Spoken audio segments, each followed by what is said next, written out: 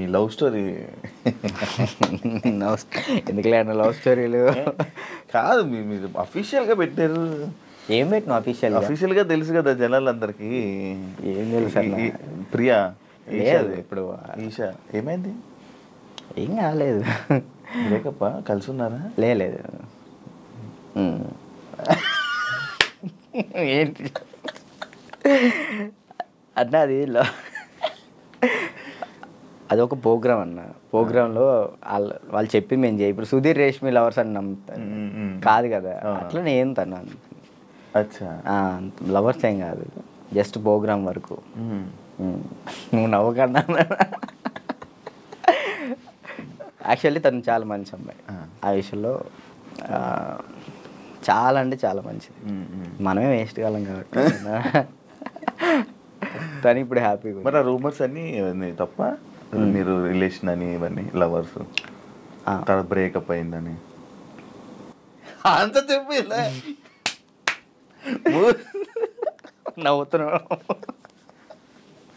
ఏం చెప్పాలన్నా ఆన్సర్? కాదు, ఆన్సర్ రావట్లేదు. సరే ఇప్పుడు దాకా బాగా మాట్లాడా,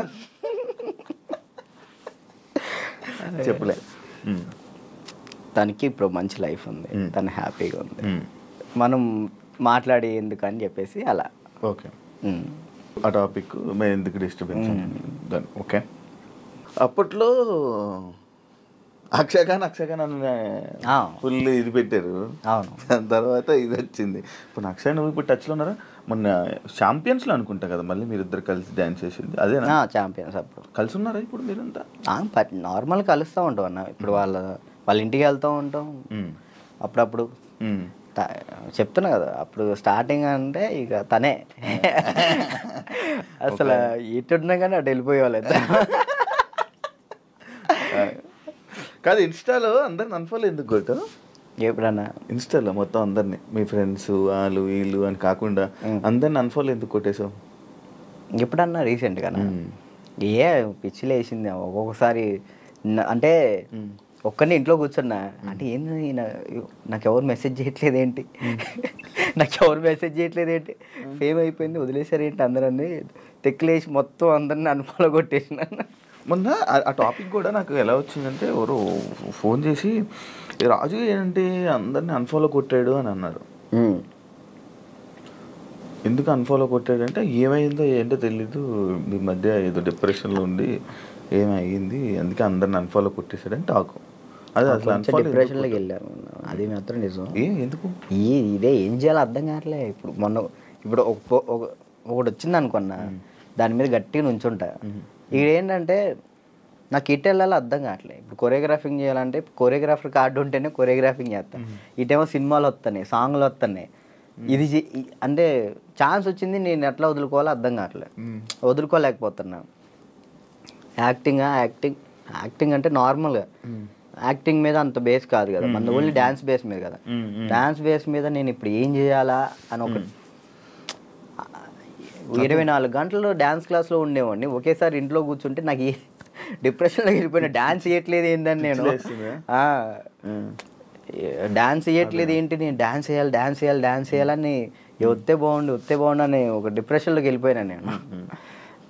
ఇంకా అది కాక ఇది కాక ఇంకా అలా డిప్రెషన్లోకి వెళ్ళిపోయి అన్ఫాలోలు అంతే. అందరి మనుషులను వదిలేయడాలు. ఏంది వీళ్ళు ఒక్కళ్ళు కూడా నాకు మెసేజ్ చేయట్లేదు ఏంటి, నేనే అందరు అనుభవాలు కొట్టా. నన్ను కూడా నేను ఎందుకు కొడతాను చూడు, ఇప్పుడు కొట్టున్నా. కాదు, అప్పట్లో ప్రాంక్స్ అవన్నీ వచ్చాయి, లవ్ ప్రాంక్లు అవన్నీ నువ్వు కావాలని చేసినవా? లేదన్న, ప్రాంక్ నాకు దొరికేస్తారు వాళ్ళు, చిన్నపిల్లలు వాళ్ళు. ఇక్కడ దాకా ప్రొడ్యూసింగ్ దానివల్ల ఏమైనా నువ్వు కొంచెం తగ్గిందా నీ వాల్యూ అన్నీ తగ్గడం అలాంటివి ఏమైనా జరిగాయి? నాకు తెలియని కూడా తెలియదు అసలు. ప్రీ ప్లాన్ ప్రాంక్స్ కదా అవి, వాళ్ళు ప్రీ ప్లాన్ చేసుకున్నారు వాళ్ళు మొత్తం. ఎందుకు చేసావు అవి? నాకు తెలియదు అసలు వాళ్ళు చేశారని. ఎప్పుడు తెలిసింది? వాళ్ళు ఆల్రెడీ స్టార్ట్ చేసింది సగంలో తెలిసింది. వీళ్ళు జరుగు అటు జరుగు ఇటు జరుగు అంటే అర్థం కదా, మన కెమెరా ముందలు పెట్టాడని అన్నప్పుడు సర్లే పెట్టారు కదా, ఇప్పుడు దొరికేస్తే బాగోదని కావాలని యాక్ట్ చేసి నేను కూడా కవర్ చేసి మనసులో అన్ని పెట్టేసి అది తప్పదు కదా. ఓకే, పెళ్ళి ఎప్పుడు? నా ఎందుకులే నీకైందన్నా? లేదు కాదు మామూలు పెళ్ళి అంటే నాకు ఒక ఇన్ఫర్మేషన్ వచ్చింది అందుకే లేదు మరదల్ని ఎప్పుడు పెళ్లి చేసుకుంటారంట.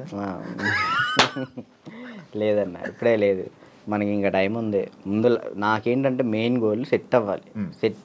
మనం సెట్ కాకుండా ఒక అమ్మాయి మన ఇంటికి తీసుకొచ్చి మనకున్న ప్రాబ్లమ్స్ కూడా ఆమె పెట్టేదానికంటే మనం సెట్ అయ్యి అమ్మాయిని తెచ్చుకోవడం కరెక్ట్ కదా అని. మరదల పెళ్ళి రైట్ అండి నిజమేనా? లేదన్న అలాంటిది ఏం లేదు.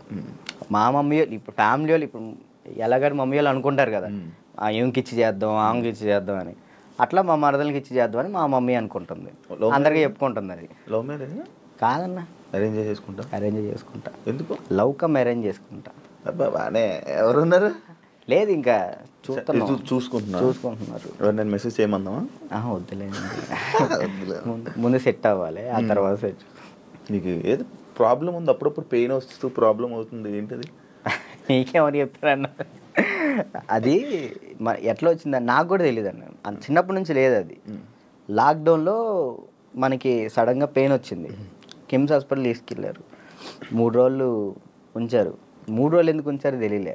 అప్పుడు చెప్పారనమాట, హార్ట్ బీట్ చాలా స్లో కొట్టుకుంటుంది, ఏమైందో తెలియట్లేదు, చిన్నప్పటి నుంచి వస్తే ప్రాబ్లం లేదు, బట్ ఇప్పుడు వస్తే చిన్నప్పటి నుంచి ఉంటుందంట స్లో బీట్, తక్కువ కొట్టుకునేది అందరికి ఉంటుందంట, కొంతమందికి ఉంటుందంట.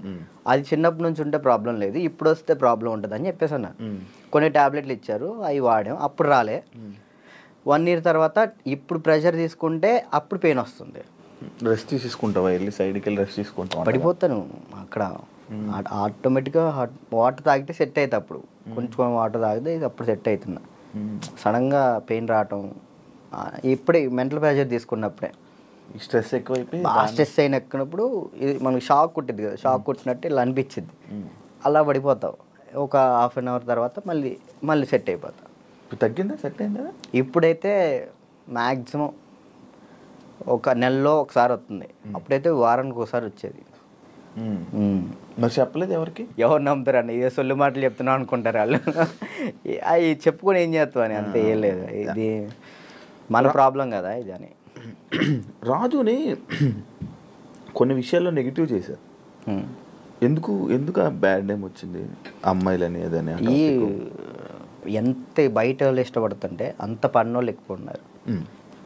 ఇప్పుడు వాడికి తెలీదో నాకు తెలీదు, కానీ నా గురించి మాత్రం బ్యాడ్ మాట్లాడేస్తాడు. అది విన్నా వినకపోయినా కానీ వాళ్ళెవరి ముందు బ్యాడ్ మాడేస్తాడు.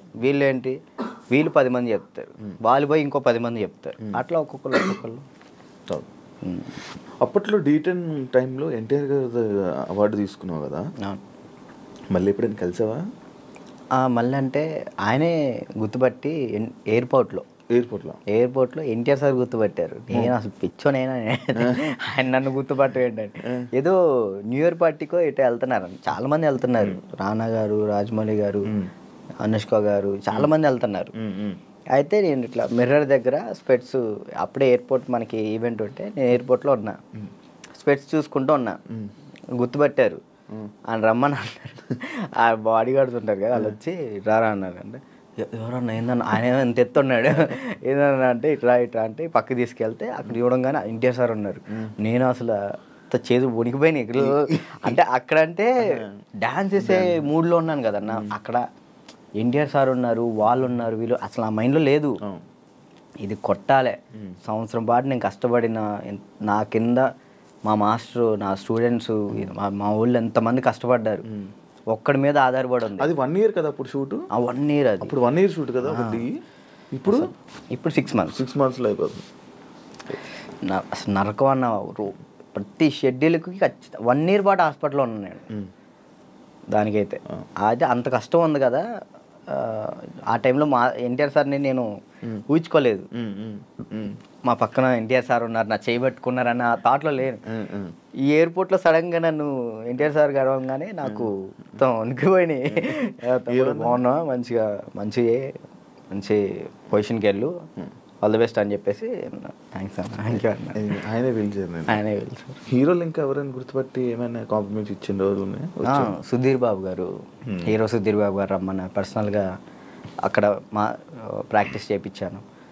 ఇంకా అంతే సుధీర్ బాబు గారు. కానీ నీకు ఇంకా వెళ్ళాలి హీరోలకి పర్సనల్ ట్రైనింగ్ అలా అలాంటి ఏమైనా ప్లాన్స్ లేవా మరి? అంటే కొరియోగ్రాఫీ ఖాళీ ఉండిపోవడం కాకుండా మనకి పిలిస్తే వెళ్తాం అన్న, మనం పోయి వాళ్ళతో మాట్లాడలేము. ఏం కాంటాక్ట్స్ లేవా నీకు? అసలు నేను ఎవరితో ఎవరితో ఏం మాట్లాడాలో తెలియదు అన్న. అంటే ఇప్పుడు మనం ఏమన్నా భయం, ఒకటి భయం ఉంది. భయం ఉంది. ఇంట్రోవర్టా నువ్వు? ఏమో తెలీదు, ఇంట్రోవర్ట్ అని నాకు తెలీదు. మరి నాకైతే ఒక భయం ఉంది. ఏమనుకుంటారు ఏంటో, మనం మాట్లాడితే తప్పుగా ఏమైనా అనుకుంటారా, వాళ్ళ పొజిషన్లో ఉన్నారు, మనం కొంచెం వెళ్ళినా అప్పుడు మాట్లాడవచ్చు. ఇప్పుడు మీరున్నారన్న, అన్న ఇది కావాలన్నా అని మిమ్మల్ని అడగగలుగుతా ఏదైనా. కానీ పక్కన వాళ్ళు ఎవరు తెలియకోకుండా నేను అలా మాట్లాడలేను. అంటే ఒక్కరోజు పరిచయం ఉన్నా మాట్లాడగలుగుతా, కానీ ఆ ఒక్కరోజు పరిచయం అవ్వదు మనకు. నార్మల్గా వెళ్ళి ఏ డైరెక్టర్ దగ్గరికైనా ఎక్కడికైనా ఆఫీసులకి అటు ఇటు తిరిగి ఆఫర్స్ అడిగితే కదా వస్తాయి. ఆఫర్లు వచ్చినాయి అన్న, డైరెక్టర్లు సాంగ్స్ ఇస్తా అన్నారు. ఇప్పుడు కూడా ఉంది, 4 సాంగ్లు ఇస్తా అన్నారు ఒక సినిమా. కార్డుకు దగ్గరికి వెళ్ళి అక్కడే ఎవరి దగ్గర రోజు ట్రై చేయొచ్చు కదా మరి. కార్డుకి కూడా వెళ్ళిన, కార్డుకి కూడా వెళ్తే 1 year ఆగండి అన్నారు. మరి డాన్సర్కి ఎందుకు తీసుకోలేదు? ఇప్పుడు డాన్సర్ చేస్తే మళ్ళీ కొరియోగ్రాఫర్ కార్డ్కి ఇంకా టైం పట్టిద్ది. ఇప్పుడు డాన్సర్ కార్డ్ తీసుకున్నాను, టైం పట్టిద్ది. ఇప్పుడు సాంగ్లు పోతాయి అప్పుడు. ఇప్పుడు ఫస్ట్ నీకు కావాల్సింది కొరియోగ్రాఫర్దే, ఇంకే కార్డు వద్దు. ఫ్యామిలీ ఎలా ఉన్నారు? అప్పుడు అమ్మని చూసుకుంటారు, ఇల్లు కట్టాలి అవన్నీ అన్న అయ్యాయి అవన్నీ? స్థలం అయితే తీసుకున్నా అన్న, కట్టాలి. మమ్మీ నేను అంతే, మమ్మీ నేను చెల్లి. డాడీ వెళ్ళిపోయాడు, తెలుసు కదా మీకు. డాడీ వెళ్ళిపోయారు, ఇక ముగ్గురు వాళ్ళిద్దరిని చూసుకుంటూ హ్యాపీగా ఉన్నా. చెల్లి మధ్య లవ్ మ్యారేజ్ చేసుకుందంట? లవ్ మ్యారేజ్ అయిపోయింది, మ్యారేజ్ అయితే అయిపోయింది చెల్లికి. Love marriage? మేము ఒప్పుకున్నాం ఆల్రెడీ, ఒప్పుకున్నాం, వాళ్ళు చేసుకున్నారు. Love marriage? నువ్వు కూడా ఇంకా లవ్ మ్యారేజ్? వద్దులే అన్న,